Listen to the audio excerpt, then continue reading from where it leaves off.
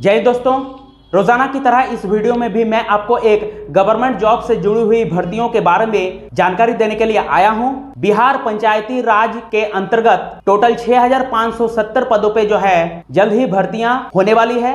उसका एक short notification आ गया है जिसको मैं आपको इस वीडियो में बताने वाला हूं। अकाउंटेंट कम आईटी असिस्टेंट अर्थात लेखपाल के पदों पे जो है बम्पर भर्तियां होने वाली है। तो इसी भर्ती से रिलेटेड डिटेल्स के बारे में मैं आपको जानकारी देने के लिए आया हूं। तो याद रखिए कि ये एक शॉर्ट नोटिफिकेशन है। इसके बाद इसके ऑफिशियल वेबसाइट पे जो है इसकी फुल नोटिफिकेशन आने वाला है जल्द ही, जिसमें इसके सिलेबस, एग्जाम आपका ऑनलाइन होगा कि ऑफलाइन होगा, सिलेक्शन क्राइटेरिया क्या रहने वाला है, टोटल डिटेल्स जो है जल्द ही आने वाला है। लेकिन फिलहाल इसका शॉर्ट नोटिफिकेशन में क्या क्या डिटेल्स आया है ये सब आज हम लोग इस वीडियो में डिस्कस करने वाले हैं, आपको बताने वाले हैं। तो आगे बढ़ने से पहले आपसे बस इतना ही रिक्वेस्ट है कि रोजाना नए नए जॉब्स का अपडेट पाने के लिए हमारे इस चैनल को सब्सक्राइब कीजिए।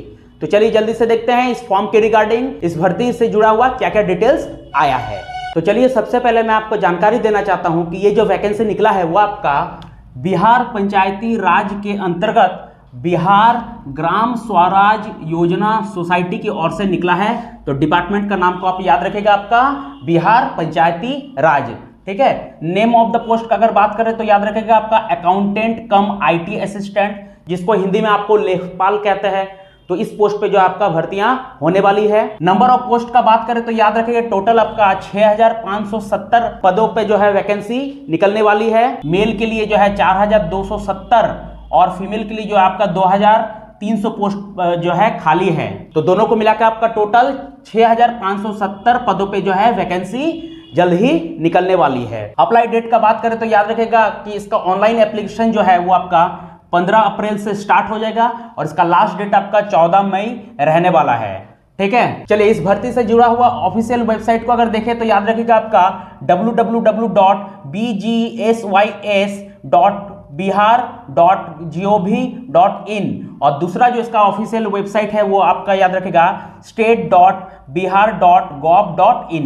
तो ये जो दो ऑफिशियल वेबसाइट है, इस ऑफिशियल वेबसाइट पे आप जाके जो है इस भर्ती से जुड़ा हुआ जो है सारे डिटेल्स को देख सकते हैं। जब इसका फुल नोटिफिकेशन आएगा तो इन्हीं दो ऑफिशियल वेबसाइट पे इसका फुल नोटिफिकेशन आएगा, जिसमें आपका एग्जाम डेट, सिलेबस के बारे में, एग्जाम आपका ऑनलाइन होगा कि ऑफलाइन होगा, सिलेक्शन क्राइटेरिया, सारे चीज जो है आपको इन्हीं दो ऑफिशियल वेबसाइट पे मिल जाएगा। तो ये जो मैंने दो ऑफिशियल वेबसाइट के बारे में बताया, इन दो ऑफिशियल वेबसाइट को आप जो है याद रखिएगा। चलिए एप्लीकेशन फी का बात करें तो देखिए, चलिए इस भर्ती का एक अच्छी बात यह है कि इसमें जो आवेदन शुल्क बिल्कुल निःशुल्क है। यानी इसमें किसी भी कैटेगरी के कैंडिडेट को, चाहे वो जनरल्स हो, एससी हो, एसटी हो, मेल हो, फीमेल हो, किसी को भी जो है एप्लीकेशन फी नहीं देना पड़ेगा। तो आवेदन शुल्क बिल्कुल फ्री है। एज लिमिट का बात करें तो याद रखिएगा मिनिमम 18 साल और मैक्सिमम आपका 28 साल। और एज का जो कैलकुलेशन होगा वो याद रखेगा आपका 1 जुलाई 2024 को,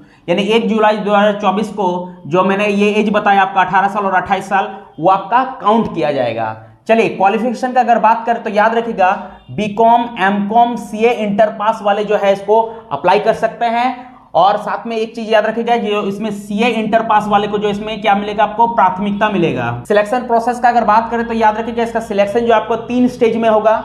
सबसे पहले आपका रिटन एग्जाम होगा। रिटन एग्जाम जो क्वालिफाई करेगा उसके बाद उसका डॉक्यूमेंट्स वेरिफिकेशन होगा। डॉक्यूमेंट्स वेरिफिकेशन में जब स्टूडेंट का सारा डॉक्यूमेंट्स जो है सही पाया जाएगा तो उसके बाद जो उसका मेडिकल टेस्ट होगा और फिर उसका मेरिट लिस्ट बनेगा और सिलेक्शन होगा। सैलरी की बात करें तो याद रखिएगा इसमें 7th पे कमीशन के हिसाब से इसमें सैलरी दिया जाएगा, जो कि आपका रहने वाला है 15,000 से लेके 60,000 प्लस 2000 पर मंथ के हिसाब से इसमें ग्रेड पे मिलेगा। तो इसमें जिसका सिलेक्शन होगा उसका जो है सैलरी बहुत ही अच्छा रहने वाला है। चलिए इसको आवेदन करने के लिए आपको कौन कौन से आवश्यक दस्तावेज की जरूरत पड़ेगा, डॉक्यूमेंट्स की जरूरत पड़ेगा। तो आपको मार्कशीट का जरूरत पड़ेगा, एडमिट कार्ड का जरूरत पड़ेगा, पासिंग सर्टिफिकेट का जरूरत पड़ेगा, ओरिजिनल पासिंग सर्टिफिकेट का, आधार कार्ड, फोटो, जाति, आवासीय और आय जो हैगा रिजर्व कैटेगरी वालों के लिए जो है जरूरत पड़ेगा, मोबाइल नंबर। और अगर आपके पास एक्सपीरियंस सर्टिफिकेट है, अगर पास्ट में या प्रेजेंट में आप अगर कहीं पे काम किए हैं या कर रहे हैं तो उसका एक्सपीरियंस सर्टिफिकेट अगर आपके पास होगा तो वो भी आप दे सकते हैं। तो यही कुछ डिटेल्स था इस फॉर्म के रिगार्डिंग जिसको मैंने आपको बता दिया। तो चलिए मिलते हैं नेक्स्ट वीडियो में, तब तक के लिए जय हिंद।